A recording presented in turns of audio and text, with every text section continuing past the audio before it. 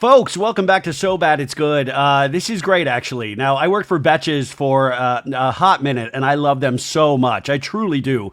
They have such a unique kind of brand going on that really supports not only the political things that I believe in, but also the entertainment is second to none in terms of pop culture.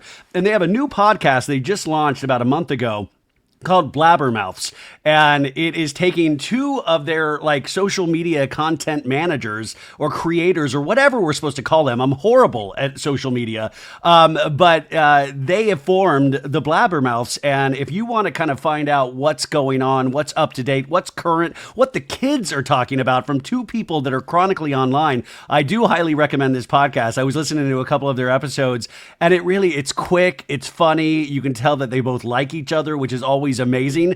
And unfortunately, one of them, Will, is sick today, but we have the better one with us today, so that's good. We have Eleni Sabracos from Blabbermouths. Welcome to the show.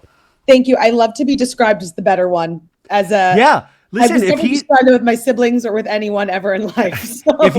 If Will calls out sick, you're the better one. That's how this works. At least I show up. So, listen, it is Thursday here in Los Angeles. You're in New York, and I was just thinking, you are so plugged in. In your head, what are the differences between New York and Los Angeles? Well, oh my God. So, one, the weather, I guess. The weather in LA is way better.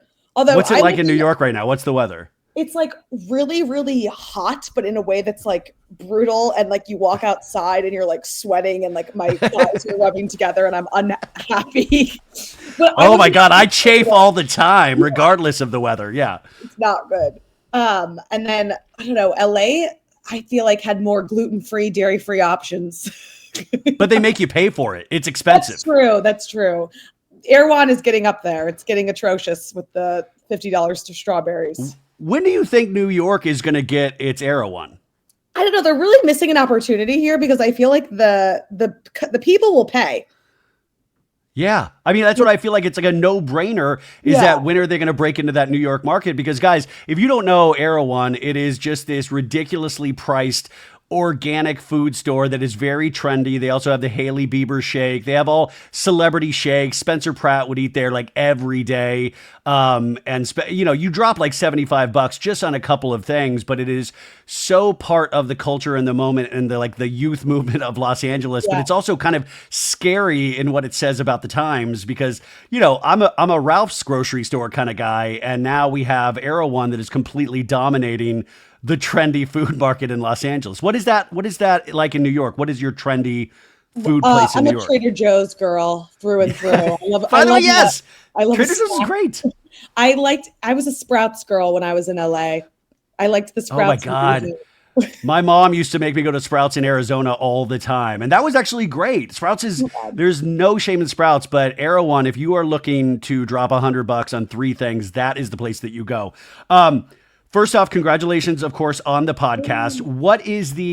How is this pitched to you, or did you pitch this to Betches of like, I think we should do this?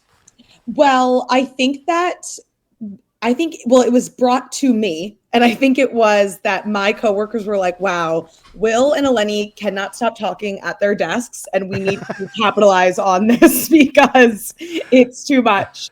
And I also think that like, Betches has like changed a lot over the years, like from it being like the founders in their dorm room to like the people who have run this account throughout the years. That I think as like the company changed, our audience knew less of like who was behind the account. So it was also kind of a way to like show people, oh, like these are the people behind this account now. Yeah.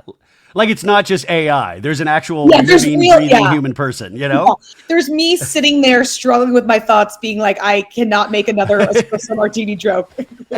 Well, okay. So this, and you probably get so bored of talking about this, but in terms of like, so your job is content creation, right? Before the podcast, explain to the people what your job entails.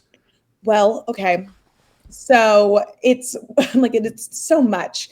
Basically, so I manage the main account and I oversee, there's 3 of us on that account. And we kind of oversee everything that goes on the account. And that means like every tweet, every meme, every TikTok, every story, every branded, every single thing that is posted on the account is like goes through us. Obviously, there's like other people who sometimes weigh in. But mostly it is like our thoughts and what we think is funny or what we think will do well. And yeah, so we're the ones like tweeting, memeing, posting. So but you have to do it really quick, right? Yeah. Like you can't sit there and like, we need to have a team meeting 2 days after the Met Gala to talk about the things we need to post. Oh no, it's very quick. Like I literally was in a meeting an hour ago and I was like, I need to leave this meeting because the Pope has been announced and I need to go think of something funny to say about. Yeah, by the way, I'm taking you away from funny Pope memes. And I did see you posted Samantha Bush's thing about the Pope and that she was really locked into how fascinating this all was, conclave. That was the time where Sam is one of our coworkers who also runs her own account, and she has been on the conclave. And I was like, please help me with this because I'm out of touch with it. But before we came, we just posted another tweet of like Nikki Glazer because I was like, I don't know anything else about the Pope, but like. Wait, what did Nikki Glazer say about the Pope?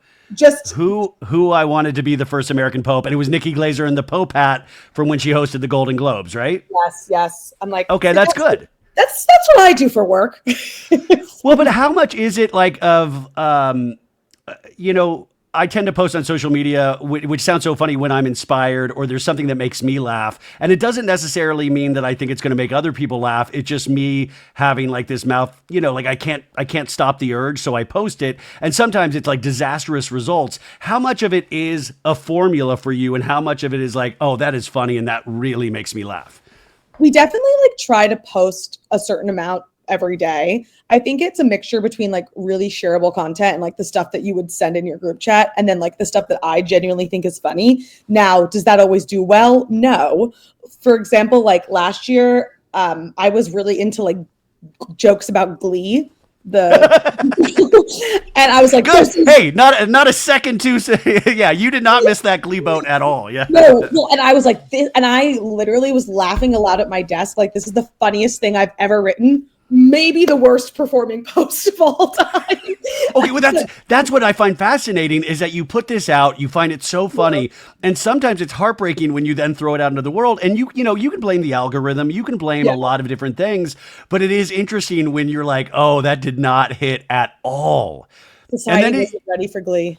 Exactly. And then it's like you think of yourself as like this artist of like, well, they're not ready for that yet, Yeah. And I'm sure you run into this too, where it's like we're so online or so aware of like the things happening that I'm like, is this common knowledge or is this something that I just know because I'm like so aware of pop culture? Oh, our brains are broken. Like the things I'll even talk about on the podcast where I'll assume people know about and they'll be like, I had no clue. I have no clue what you're talking about.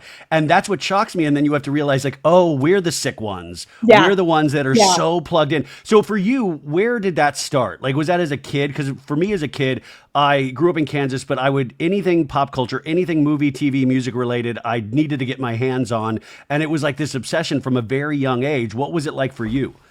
Yeah, when I got my first MacBook with a camera, I would like do talk shows in my room, like by myself. So this was prepared you for Blabbermouths. We're here. Yeah, very much so. My mom is like, oh God, finally someone's listening to this.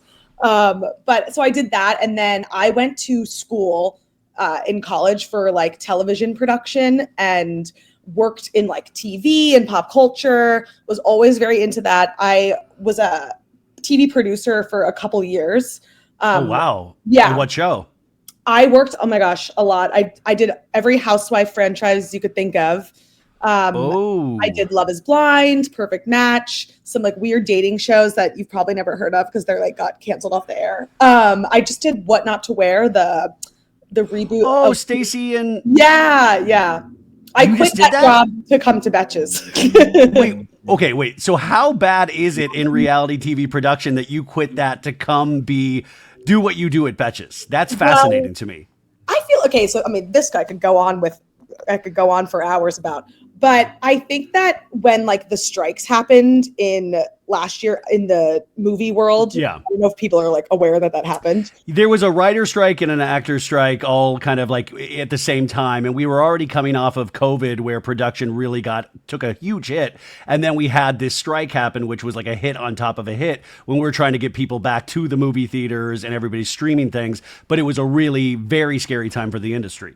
Totally. And I was in reality, which is not, the strike was happening with the scripted union, and reality TV is not unionized. So there was a strike, but we were like still working, but it was like affecting us. Basically, like, long story short, just like the job inconsistency, I was like, I need benefits and I need to be able to afford, like, now that I'm getting Botox, like I just Wait. Does Betches pay for Botox? Because I never took them up on that. That is crazy. Well, it's the choice of how I choose to use my paycheck, but they're not specifically sponsored. By the way, if you watch Blabbermouths on video, just check her progress on her forehead throughout the episodes. Like, she's just completely pulled back by the 8th episode. It's going to be amazing. So but I love that, like, you're like, hey, I need stability here. And it is such, I think about that all the time doing this, because there was nothing, like, I didn't plan on making this my career. This was something that was a happy accident.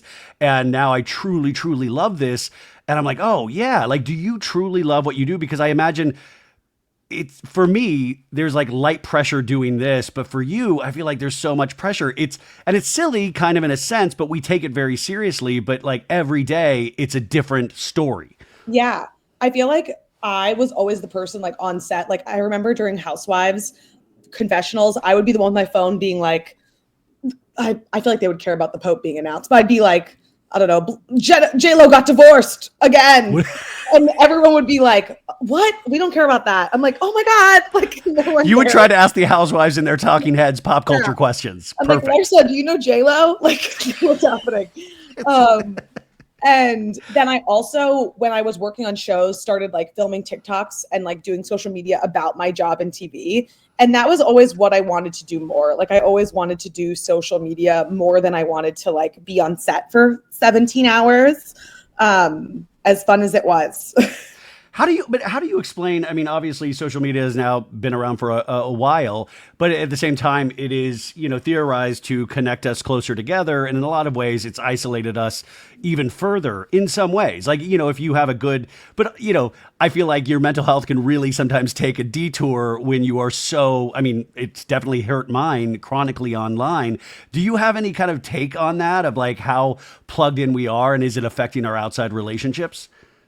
Well, I definitely would like to like touch more grass. Like, I wish that I could get outside more and like roll around in the dirt.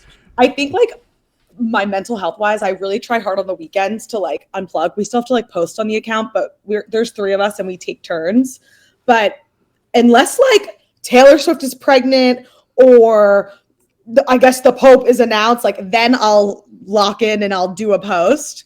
But other than that, I'm like, oh, this can wait till Monday. Like, I gotta just enjoy my Monday off. That's what I hate about Bravo, when they'll drop Bravo news on a Friday night and are like, are you out of your mind? Or when they announced Vanderpump Rules was like getting rid of the OG cast like the day before Thanksgiving. I was like, there's people with families right now. Come on, people are working. Taylor Swift is going to announce her pregnancy on a weekend just to spite you. I completely, when I think it was like Joe Biden announced on like a Sunday that he was dropping out of the presidential race, and I was like, you really couldn't wait till Monday to announce this? I mean, those are my first thoughts, because during the week I'm pretty like in it. Like, I'm like, okay, I'll see myself on Saturday again and kind of like check in with the things that I genuinely like to watch and do. But it is interesting how much we're swept up in this. And, obviously I'm older than you, but it was very different in the day of pre-social media, where you just had these movies, these TV shows, these songs that were on the top 40. And now there is something for everybody. If you go on TikTok, it just depends on where the algorithm takes you and what your interests are. There is so much interest everywhere. How do we, do you know that the term monoculture of when we were all focused on these like one things? And I guess like Taylor Swift and Beyonce are sort of monoculture-ish, but now our tastes are so varied. How do we lock in on the important things? Yeah, it's so true. I feel like we have like Monday meetings where we kind of all go over what's on our For You page. whenever I share what's on mine, no one is relating. I'm like, is anyone having these like niche soap cutting videos? And they're like, absolutely not. But that's the hard thing about running the main account is it is like 9 million people and not everyone is going to know the same. And a part of that you just have to accept, but then you also have to think like, is this mainstream enough? Like I remember this time last year was really hard for us because it was like Brat Summer with Charlie. And that was kind of at first like, oh, a niche thing. And then we had to keep being like, no, this is like a bigger thing that if my mom knows about it, then we can post about it on this account. And like the same thing with like Chapel Roan, like she was kind of an up and coming artist who it's like, will our audience know this or? And then we had Sabrina Carpenter and Espresso on the same, it was like the girly pop summer, you know? And it was very like younger generation heavy. And it was a hard time running this account because I am online and I'm like, I'm telling you guys, it's not just like the gays in Brooklyn who know this. Like, I think that it's happening.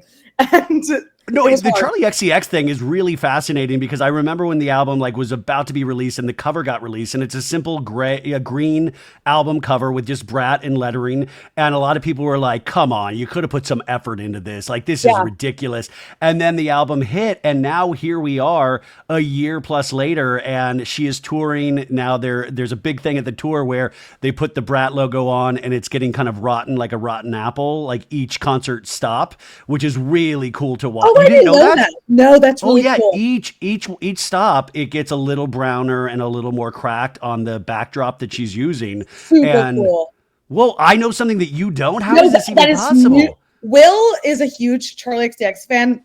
He should have been here. Thanks, Will. I met her this past weekend.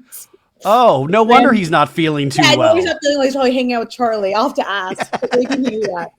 But it's like really interesting to watch somebody pop. Like she's been around for close to 2 decades in terms of music, and to have this like finally put her into this next stage of superstardom where she's even at the Met Gala this past Monday. And that's why I wanted to ask too about the Met Gala. So you had to cover this. You guys talk about it or pre-Met Gala a little bit on your podcast. What was your take on the Met Gala this year? Because me personally, with dandyism and the whole theme, I'm not a fashionable guy at all, but I got kind of really into it this year. I got really excited about the theme and trying to understand fashion a little bit more. What did you think about it? I thought that this was one of the best themes in years. I feel like people were really intentional with their fashion choices, where sometimes I think the theme is so broad and not as fun to play with. Like the last one that I felt like was as good as this was the camp one. Because there was just so Shout out to Carly Kloss, looking camp in the eye. And I loved it. I like thought so many of the looks were incredible. And it was way more fun as a consumer to like look up the stories behind the looks or the inspiration. Yeah. Whereas sometimes it's like, oh, I don't know. It wasn't as something you could investigate more, but I was eating up every single story that was posted about them. Yeah, like when I'm putting on my Old Navy pants and shirt, I'm never going like, what story am I trying to tell today? Besides, I have no imagination. Shockingly though, shout out Old Navy. Gap, who's also owned by Old Navy. And Banana Republic, they're all a triumvirate. That was my favorite look of the whole event was, I forgot her name, Laura Harrier. Her look was by Gap, and it's the one like everyone's talking about. So actually could be you. Okay, here we go. This is what we needed this. Oh my God. Was there anything that stuck out to you? Because I was weirdly hoping for like a Timothy Kylie moment, or not hoping, I was just wanting to talk about them as a couple. And then we did get their first red carpet appearance yesterday for an award that Timothy picked up. And, you know, it is so funny to put a story behind these things because I feel like this has been workshopped for years now. Kris Jenner has pushed for this. She's campaigned, let's get Kylie on a red carpet with you, Timothy. And he didn't do the Met Gala because he was watching the Knicks game on an iPad. And now we get this. And it is so hard not to look at those photos and look behind her eyes of like, she's like, hell yeah, we did it, Joe. We did it. What do you think of Timothy and Kylie? I've from the get-go had a really hard time with them. Like whenever I would see, because like you said, we hadn't seen anything official of them, just like them whispering in each other's ear, like at award shows or like at Coachella, like making out, and I literally thought it was like illegal to see with my eyes. It was like so weird.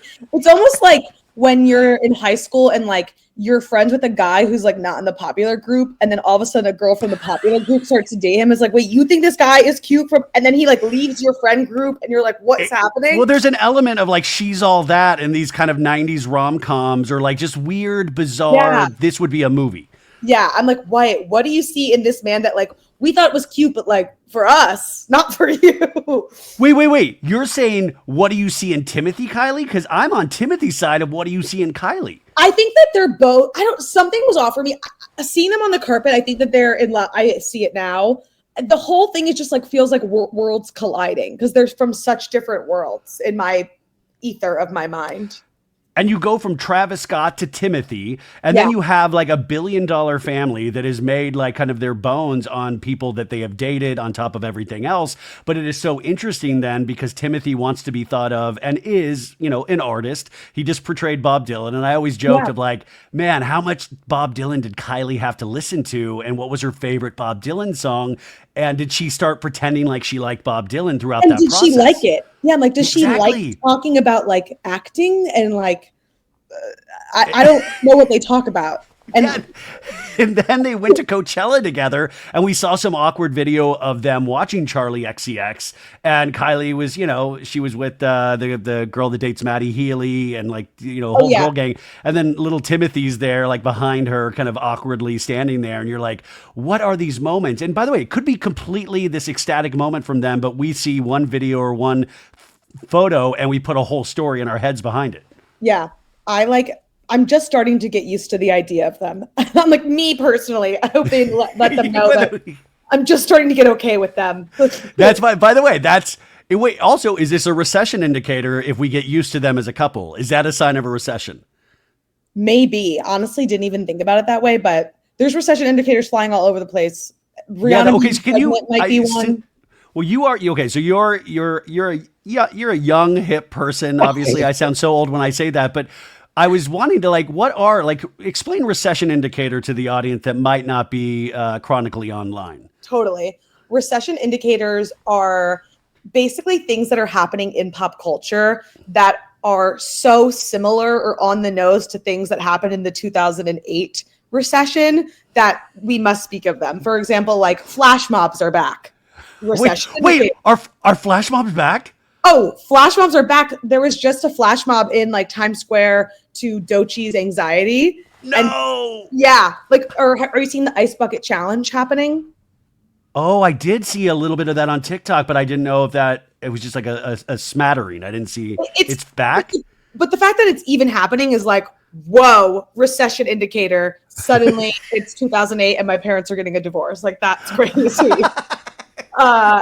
Like Kesha releasing new music. Like that's all recession indicator. Okay. What is a millennial pause? A millennial pause.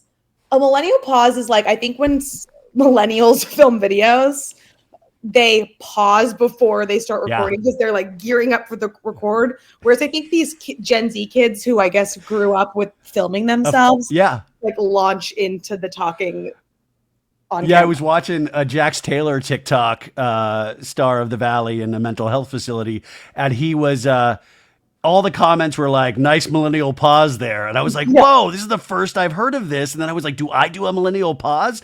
And then it was so great because you look at it, it's a pause and it's like, hey guys, it's me, Jax Taylor here. Come to my live show. I think, CAMEO, the app where you can like purchase a celebrity video. There's like a really funny compilation of celebrity millennials on CAMEO doing millennial pauses, and it's like a total thing that they my god for every video. I've see. That's please. By the way, also non-celebrities are on CAMEO. You can get me for the low price of $30, and I'll do millennial pauses for you as well. That's a good price. That's a good price point. Yeah. Could you imagine if I charge like $200 and just really, it's like, why is nobody buying this? So you recently on your podcast talked, you just went on your first influencer trip. Is that correct? Yes, I did. Explain to us what an influencer trip is, because I have a lot of friends now that are digital entrepreneurs or influencers, and it's always really kind of tough to explain to the general population what that exactly entails. Luckily, I'm prepared to explain this to you because I had to also explain it to my therapist. He was like, Wait. In what capacity was it brought up to your therapist? I Did you said, like feel guilty? no, I said, I'm going on an influencer trip and I'm so nervous. And she goes, what is influencer trip? Like, my therapist is the most offline person in the world. I have to constantly explain my job to her. And I think when I'm like complaining to her, like, this meme made me cry, she's like, what are you talking about? But I Each week it's the same thing. Like, we just need you to put down your phone. Yeah, she's like, have you tried going outside? She's like, have you tried getting a new job? No. But basically, these brands will send a group of influencers on a trip because marketing wise, it is more cost effective than individually paying influencers to promote their product. So like some of these big influencers that have like millions of followers on TikTok, if they want to promote like Stanley Cup, their fee is $200,000. Well, instead they could spend $30,000 on a trip, invite 10 influencers who will all just like post the content organically. And it might get some like press pickup because sometimes the influencers like beef online or date and like stuff they like do, that. Yeah. There's a whole reality show that usually happens on these trips sometimes.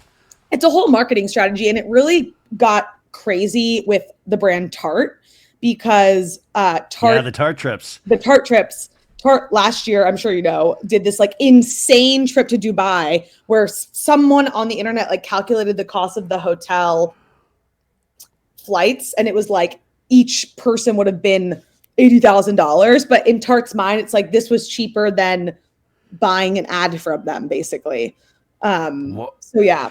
And this year, the Tarte trip, wasn't Brianna Chicken Fry on there? And didn't she like get into it with somebody, or there was already beef going into with another influencer? So you actually are more primed to watch this content. Yeah. So Tarte definitely knows what they're doing with that, with like inviting people. So, you know what, like I think they invited both girls, like knowing one of the girls in that situation was on my trip that I just did. And she what was your brand? I went to the Kentucky Derby with Jergens. I'm all in. Like, what, you got to go to the Kentucky Derby? I didn't expect it to be with Jergens, but like that's amazing. Yeah, so you know, not the Tarte trip, but we'll take it. Kentucky Derby's huge. Are you kidding me? Like, I'm waiting. Like, by the way, Old Navy, if you're listening, I want to do the Old Navy brand trip to San Diego or wherever you do it. So what are you responsible for when you get there? Like, because you do content creation for a living. So were you like nonstop posting? Were you trying to get into beefs with people? Were you like, how do you approach something like that? Because I would be nervous as hell to be there. Oh no, I'm far too anxious to be beefing with people on the internet. I'm like, do you all like me? Like, I'm like constantly asking. It's kind of like real. I think that's the gamble for the brands. There's no requirements. It's really up to the person's like diligence, but they make sure to plaster the brand everywhere. Like, it was on a sticker on my toilet paper, there was on the mirrors, it was on the pillows, it was on the blankets, it was on the napkins. So they really make it so that way, even if you're filming content organically, their brand is visible. But there's no like, I promise to post this. It's kind of like you do your own thing. Yeah. But me being like so grateful to be there and was like, oh my God, I need more people to invite me, was like, I was out there filming every single thing. All the other girls did like one video because they get invited all the time. I was like, I think you to invite me back. So I have to keep filming. Do you believe in I was trying to think about like when I've been influenced in the power of the influencer, and is it all smoke and mirrors? Like, how much is it like, do we want to buy into this, as opposed to, because I watch all these influencers and I've never been truly like, oh, I got to get that. And then I feel like it's just like people like Bachelor contestants where I have to support them for the rest of their lives, even though they just signed up for one reality show. Is it a little bit of the same with like influencers, or is there truly like magic there? I think it depends on the influencer. And I had this conversation with one of the girls there. She was like, because some of them were really filming like themselves the whole time in a way that was like inauthentic to me personally. Yeah. And the other girl I talked to, she was like, I would rather have an authentically good experience with the brand and then want to share that because I had a good experience, not because I need to get content. So I think it depends on the influencer and like who you're choosing to follow. Like, I think the Bachelor people are going to be like just posting to post, but maybe these girls who are a little bit more intentional, like the one that was on that I was talking to the girl who was in the fight with Brianna Chicken Fry about that. She was like, I would rather just have like authentic connection with other influencers and with the brand than like be like, oh my God, look who I'm with, blah, blah, blah. It's so bizarre though. It's a bizarre sight to see. I would get too tanked and then have somebody like, filming me like just losing my marbles in the bathroom, So did you walk away succeeding and feeling good about the brand trip? Yes. I mean, how do I say this? I went and I was like, okay, I need to speak to normal people. Like, I was like, I need to be around, because normally I'm the one. What did your therapist say about the brand trip? She was like, that sounds like a really tough social situation that you made it through. I was like, thank you. But I feel like I'm normally the person on my phone, and I'm normally the one where people are like, Eleni, be present. And it was crazy for me to be like, I need to be present somewhere. Like, I need to like ground myself. I get that a lot in my life, or have been for like the last decade, of like, be present, be off your phone. But it's like, I am present with my phone. Like, I am being present with millions of things right now. And like, I don't know, it's something that I always fight against still. And it's like, come on. And then I see all those people that complain about me. They're on their phones too. My dad used to complain about it all the time. And then he got his first iPhone and you can't get him off it. Yeah, I agree. I feel like there's an individual balance. We should stop judging each other for it. Yes, mind your business. Those influencers, we should stop judging each other. So we had Brat Summer last summer, and what would the Blabbermouths, what are we headed into? What do you think this summer is going to be? Like, are there any people in contention for this is what we're going to name this summer? It's not Hot Girl Summer. It's not Brat Summer. What are we headed towards? This might be a little too young for me. I don't know if the Gen Z girls in the office can speak to it more, because I'm a zillennial, half millennial, half Gen Z. Wait, do they make you wear your age on your name tag at Betches? Well, you've been in that office. Like, I'm like on the older end of the office there. It is wild, you guys. Like, there it is. And when I would go into the office, I was so excited to be there, but I would just keep quiet, and I would be on the desk on the other side of the wall, and I didn't know how to like make conversation with people. I only know how to do that on podcasts. And there's always like a flurry of activity, and it's like really fun, but you also get the sense of like, these people have jobs. Like, they're doing their job. It's like fun, but they're actually working, but it is a young crew, which it should be in some ways. Yeah, for sure. The girls in the office told me that it's allegedly a Lorde summer. Yeah, Lorde is released. She just announced tour dates for a world tour, or I think a U.S. tour today, and Japanese breakfast and blood orange. Oh, it's all right. We love dogs here. Sorry, he's really upset about Lorde Summer. Hold on. Yeah, he's like, it is definitely not Lorde Summer. Please. So it might be Lorde Summer. We don't know. It might be Recession Summer. It might be a summer of hot misery. We don't really know yet. Which is so much less fun than a Brat Summer. Yeah, Brat Summer, there was something so throwaway and fun and flirty about it that now, I mean, where can you go after a Brat Summer? But I thought that after Hot Girl Summer, everybody seemed to really enjoy that. And if I'm not mistaken, Hot Girl Summer was like at the tail end of the pandemic. And if you could still have a Hot Girl Summer after a pandemic, that we might be in better shape than we think. I hope so. So how do you put this podcast together in terms of, do you and Will have like a light outline, because you do a smattering of topics in like a really short amount of time? Is it just like, do you just go in there cold because this is what you do and you have such a good working relationship with each other? We definitely prepare. We like prepare an outline of like topics we want to talk about. Do we stick to the outline? No. Those are where the best things happen, when you don't stick to the outline. We go on I think the editor sometimes is like, while we're on tangents, like, how do I cut this shorter? But I'm Will's boss. So so he's gonna get a talking to for today, I would hope. Oh yeah, I was like, you better. I would hope, Eleni. This is not good. Yeah.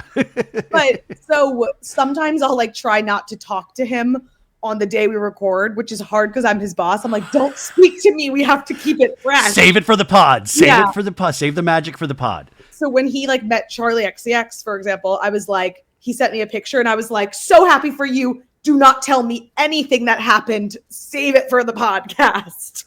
And oh my God. Wait, have you recorded that one yet? We recorded it. Is it out?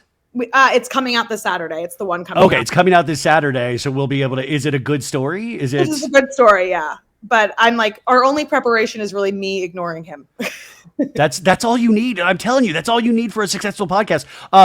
What is your weirdest celebrity encounter thus far? And it can be influencer as well. Oh my God, I have so many. It could be housewives. It could be anything.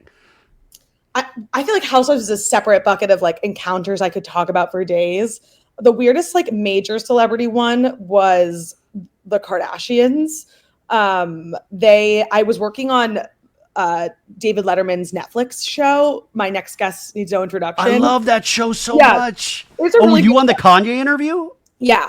Oh no, I was on the Kim interview. Okay, got it. The Kanye interview, I heard, I wasn't there, that like he walked into the green room, which is where, like you keep people before they go on. And he was like, this green room is not the vibe. Like someone needs to go buy new curtains.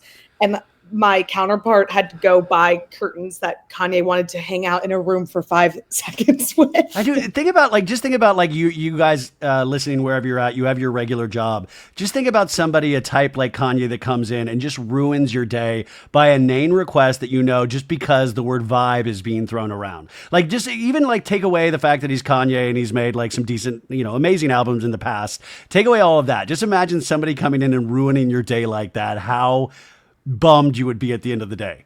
Or the people pleasers. I'm like, someone could be like, have just thrown a door in my face and I'd be like, oh, no worries, my bad. Like, no, I like when you shit on me. No, it's completely normal. Yeah, so I can't even imagine asking someone to do that. But I was on the Kim Kardashian one, but he was there and Khloe and Kourtney were there. We did have to, so I was the green room PA, which means I was like assigned to their room. And if they needed something, it was through me, which was, if you know me at this time, insane of production to assign this to me, because if you Googled my name at the time, the only thing that would come up would be photos of me as Kris Jenner for Halloween. So amazing. They did no research as to who they put on the room. They were like, so you were like jazzed to have this job, right? I was losing my mind, texting everyone I know. Like I was like, oh, does anyone need the Wi-Fi password? Like I'm the one who has it. Like I was like, God. So they her assistant came first, and that room we had to feng shui. She didn't like the chairs, so did have to do that for Kim. But again, vibes. The vibes were vibes. It works, obviously, yeah. And then I got them salads and coffee. Their the shaky salad where they shake it up with their hands. Yeah. This was a Mendocino Farm salad, but close enough. Oh, okay, got it. That was a real deep cut. I don't know if people know like the actual salad name of like. Explain that to the audience. Is that they have I don't remember the name of it, but they have like a salad place that's their salad place in Calabasas. Wasn't it like just like salads to go or something? It was not a fancy name at all, but like Kourtney, they would always get these salads and then they would shake them in the actual container that it came in. And to me, that's one of the best parts of keeping up with the Kardashians. It actually was the best part. So I did that. And then I was like, they all went to the stage, and then I had to wait and like walk Kanye to his seat because he was in the audience. Oh. And I don't know what happened, but like he got in the elevator and his bodyguard like didn't come in the elevator. And so it was me and him alone in the elevator. The longest 30 seconds of my life. Do you even attempt to be like, nice weather we're having, or like, is there anything exchanged? No. Internally, I was screaming, if this elevator goes down, the article headline will read Kanye West and girl. No, it'll be with like Kanye West plus Kris Jenner superfan trapped in elevator. And then the conspiracy, was she in on it because she has these costumes? This is a Kris Jenner hire. Yeah. Yeah. And he said like, what's your name to me in the elevator. And I was like, oh, Eleni. Yeah, rude. And I was like, oh, it was one floor. Like it was a quick elevator ride. Oh, I would have completely shit myself. Yeah. And he was like, oh, what's your name? I was like, oh, Eleni. And he was like, does that mean something? Because it's Greek. And I was like, oh, it means light. And he was like, oh, I like that. And the doors opened to his like security guard dripping sweat because he probably like ran. And he was like, write her name down. And then he like wrote my name down.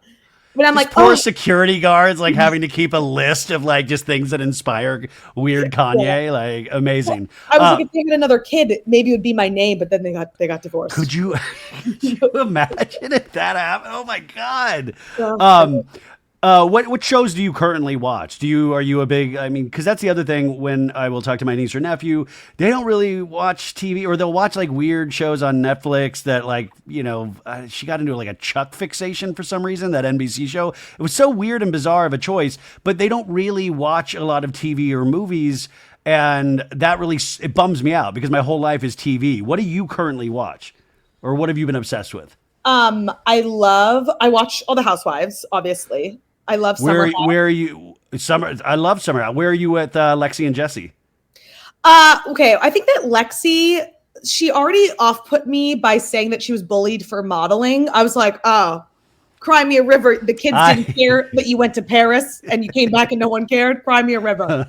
I got bullied for modeling as well. Correct. Yes. Yeah. That makes complete sense to me. And then I also feel like Jesse was like shocked that he told the girls something and then he told each other. And I'm like, have you spoken to women ever in life? Obviously, they're going to tell each other the secret. Well, Jesse, I feel like was trying to play both sides. I feel like Lexi kind of nailed him last episode, and then last night's episode completely gets back together with him, which I was like, girl, you had it right the first time, and you're like doing yourself you're doing yourself and every woman a disservice by like taking. And then he continues to do the same behavior. He was then like talking to the girls about her again last night. Yeah, I think I'm certain they're not together anymore, and I'm certain no way. Back, they're like, oh God. Well, do you think she'll come back next season? I don't know. I think it will depend how the reunion goes. I don't know, because, the way they edit it, like, I don't know how close she got with the girls. And I feel like in order to come back on that show, you have to have some kind of authentic friendship. Exactly. It almost like the relationship with Jesse kind of like stopped the progress with the rest of the house, where like we haven't seen Emerald for the last 2 episodes. I feel like Gabby is like here and there. Lindsay probably will not come back because of unless they baby-proof the summer house, which I'm all for. And then you have like Jesse and Wes, obviously they're fine. They're going to make it. Kyle's going to be forced to leave. He's a barnacle. He's never going to leave that summer house. He wants to be buried there. Amanda, I think she had really one of the happiest seasons in the year of all time. Paige DeSorbo, her career has skyrocketed, so I'm curious if she'll come back. Like, I don't know what the future of Summer House holds. I totally agree. I've heard whispers of when it's starting, but I haven't heard anything about the cast. Well, it's got to start the first week of July, right? That's where it always starts. Yeah, they're what about Carl? By the way, are you going to go to Soft Bar? No, I actually live like right next to it. Like literally, I walk. When does it open? It's in Williamsburg. I don't know. I know he's looking for investors, but I'm more of a hard bar girl. It's like, that Soft Bar sounds good, but you should also have a harder bar next to it. Just a Sauvignon Blanc. Yeah. No, it's so sad because I do appreciate somebody trying to like better their life and really going for something. Yeah. And by the way, I hope he proves me completely wrong. Like listen, I feel like I'm team Lindsay, but at the same time, I do like this man obviously had a lot of issues that I would rather watch somebody actively trying to work on themselves than somebody like Jax Taylor on The Valley that is trying to show us that he's working, but he's not really working. He's still terrorizing his wife. So true. So true. What are your thoughts on The Valley? Do you watch Valley? So I haven't watched The Valley. I worked on one season of Vanderpump, so I do like which that season? Thing. It was what left off? James was dating Raquel, so that tells you what time it was. Was it the season when he got really the drunk at the gay pride? Cassie was And there. So it was before COVID and all that. yeah, It was like 2019 it would have been. It you've was lived like 30 lives. Oh my God. so many lives. Will likes to say that we're the same age. I'm like, no, I'm older than you. I'm living in dog years. Like, That is why, God, I mean, I mean, you got to come back for a whole nother hour just to talk about your reality show experiences, I know. because that blows me away. Like, to me, that is historical to be around, especially a show like Vanderpump Rules yeah. at that I time didn't period. know. So I got my start at Bravo at the network. I was an intern. And the way I got that internship was they said, what's your favorite Bravo show? And I said, oh, I don't watch these shows. And they were like, you're hired. And they were like, perfect. She's perfect. And I guess maybe because I got a lot of super fans or something. And so, but then, I get there and it's an internship. So there's zero for me to do, but I have this library of housewife shows. And so for an entire semester, I just caught up on history. And Dream internship. Yeah. My God. $12 an Holy hour to moly. watch Bravo. And I thought internships are free. You got paid and you got to watch Oh Bravo? yeah, it was. Are you kidding me? $12.50 at What in Hollywood or whatever. What narrative shows do you watch? Because we're coming off a fantastic season of The White Lotus, or I really loved this season of The White Lotus. We had Severance. We have, The Pit. What do you watch? Anything like that? I love The White Lotus. What was I just? Well, I was just Traders is in a. Oh, I love The Traitors. Yeah, The Traitors is awesome. I watch so much reality because I watch like Traders, Love on the Spectrum. What I just watched. Love on the Spectrum is the best damn show. I watched it all. We watched it all in one day. We couldn't stop, and it was like, I'm so bummed that it's over. And now I follow them all on TikTok, and it's like a continuing show. But I love them so much, and I don't want to fetishize them, but I just really truly believe it is some of like what makes us the best as humans, watching them. I totally agree. And I think also from like a TV perspective, it's really well done because there could be a way to do that show poorly. And there's more ethical reality television as opposed to like, I keep like having a fear that like, oh my God, Connor, it's going to be like a Scandival where he's going to cheat on, it's like none of that stuff will happen in this series. If something happens to Abby and David, I was thinking Milk to Chardonnay. I will not be okay. Well, Abby and David already talking about getting married this past season. Yeah, they like you said, they went to the winery and he was pretend drinking the wine because he didn't like it, and it was. Yeah. And then Abby goes out with, to me, the song of the summer, serenades David for their anniversary with a beautiful song. That she was just on the Kelly Clarkson show singing. Did she sing it? Yeah, and it was really good. She's really talented. And then Kelly did her normal thing and took the song and just like blew her away. Kelly Clarkson can do any song. Yeah. Yeah, that's a hard comparison to Kelly Clarkson. Yeah. Okay, as we wind down here, I have to talk to The Secret Lives of Mormon Wives today. Their new series, the new season is coming out on Hulu. Give me, just off the top of your head, what is me, an older dorky person, what TikTok can I make with The Secret Lives of Mormon Wives today? What's trending right now? I feel tell me, what is trending? I'm like, what was I just looking at? What did I just Should do? I be like, we're all the new popes? I feel like this trend is like, wait, hold on. I just saved something. There's a trend of like, Dad's Jewish, my mom's. That was rude. That was really rude is like a trend. It's like a sound. It's like rude. Oh, yeah. Rude. That was really rude. So you could do like a mouthing with them, which could be good because the top copy could be like, when my castmates like, don't invite me, blah, blah, blah. Like when it could be about the show. Or could it be like when they don't invite a middle-aged man to be a part of Mom Talk? Yeah, exactly. Rude. No, that's actually really good.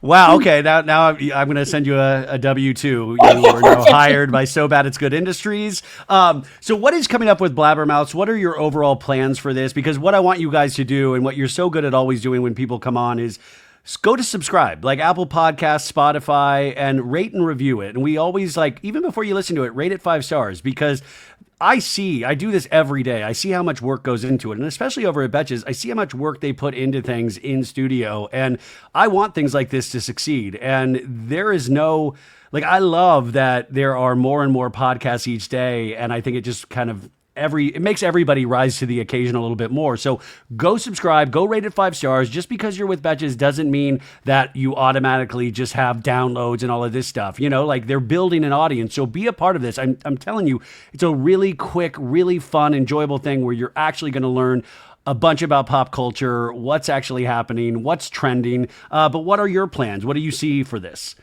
Hopefully a million more episodes. as you know how things work, it has to be work. I'm like, it has to not just be my mom and my grandma watching every episode. I know.